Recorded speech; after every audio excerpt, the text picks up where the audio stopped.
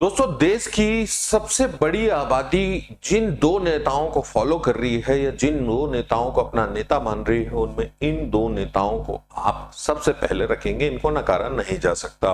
प्रधानमंत्री नरेंद्र मोदी की कार्यशैली से आप भली भांति परिचित हैं। अकाउंटेबिलिटी की तो बात ही नहीं होती, वन वे कम्युनिकेशन होता है, विदेशी यात्राएं होती है और जिन मुद्दों पर वो चुनाव जीतते हैं, 80-20 की बात करते हैं, शमशान कब्रिस्तान की बात करते हैं। लेकिन एक पैटर्न मैंने देखा कि मोदी जी के बाद सोशल मीडिया पर एक डिस्कशन चल रहा है कि प्रधानमंत्री मोदी के बाद बीजेपी से कौन ऐसा नेता है जो प्राइम मिनिस्टर कैंडिडेट हो सकता है। और जनता जो है कमेंट बॉक्स में हर जगह ये आपको देखने के लिए मिलेगा कि 10 में से 8 लोग आपको योगी आदित्यनाथ की चॉइस बताएंगे बीजेपी के अंदर। अब योगी आदित्यनाथ की कार्यशैली क्या है? तो योगी आदित्यनाथ मोदी जी से ज्यादा हार्डलाइनर दिखाई देते हैं और इन मुद्दों पर बात करते हैं। वो कहते हैं कि आपने कब्रिस्तान के लिए पैसा दिया, हमने मंदिर के लिए।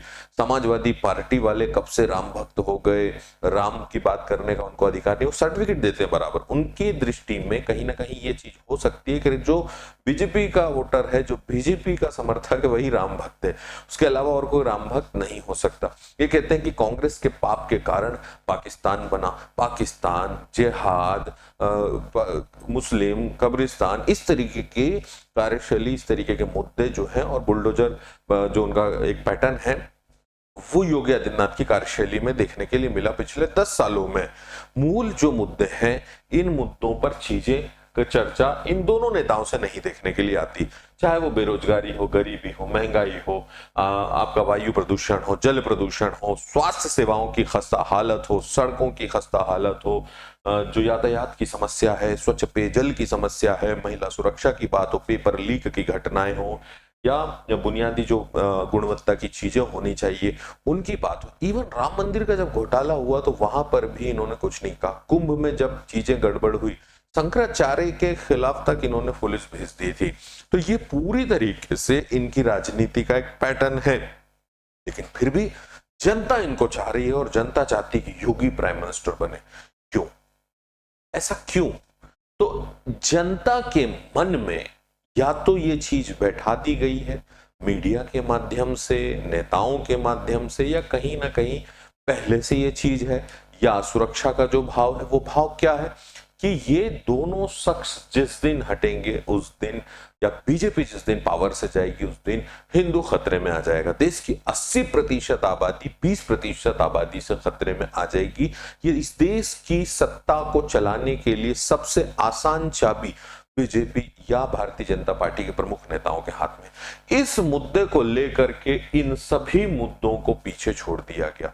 योग्यता की बात तो आप देख ही रहे हैं कि प्राइम मिनिस्टर और चीफ मिनिस्टर्स के किन किन चीजों की क्वालिटीज की बात कर रहे हैं। हमारे देश के प्रधानमंत्री जो अपनी भाषा हिंदी, मातृभाषा हिंदी को बोलने के लिए भी उन्हें 2-2 टेलीप्रॉम्प्टर की आवश्यकता पड़ती है। अब योगी आदित्यनाथ के पास कोई ऐसे जनता से जुड़े हुए प्लान, मुद्दे नहीं है कि वो जा रहे हो पब्लिक में एजुकेशन की बात कर रहे हो, पॉलिसी मेकिंग की बात कर रहे हो, संवैधानिक पद पर मुख्यमंत्री, प्रधानमंत्री। लेकिन देश की आबादी इनको फॉलो कर रही है और अधिकांश जनता चाहती है कि ये पद पर बने रहे। तो हमारी देश की जनता की प्राथमिकताएं इससे बहुत स्पष्ट होती है कि हमें धर्म चाहिए बुनियादी सुविधाओं से ऊपर, पहले ऊपर, या उनको हम हर तरीके से ताक पर रखना चाहिए। यार, राजनीति में हम धर्म में राजनीति का पूरा हस्तक्षेप चाहते हैं। हम अपनी जवाबदेही और हमारी जो एक पॉलिटिकल लिटरेसी जिसको हम बोलेंगे, वो बिल्कुल नहीं चाहते। हम चाहते हैं कि हाँ, आसान काम हो, हमारे काम ये संभाले और हम बिल्कुल क्वेश्चन ना करें। और ये नेता भी यही चाहते हैं कि हमसे कोई प्रश्न ना करे और हमारी कोई जवाबदेही ना हो और हम इन चीजों को दिखा करते इसकी सत्ता में काबिज रहे। ये मेरा मूल्यांकन है। आप क्या सोचते हैं? कमेंट में जरूर बताएं।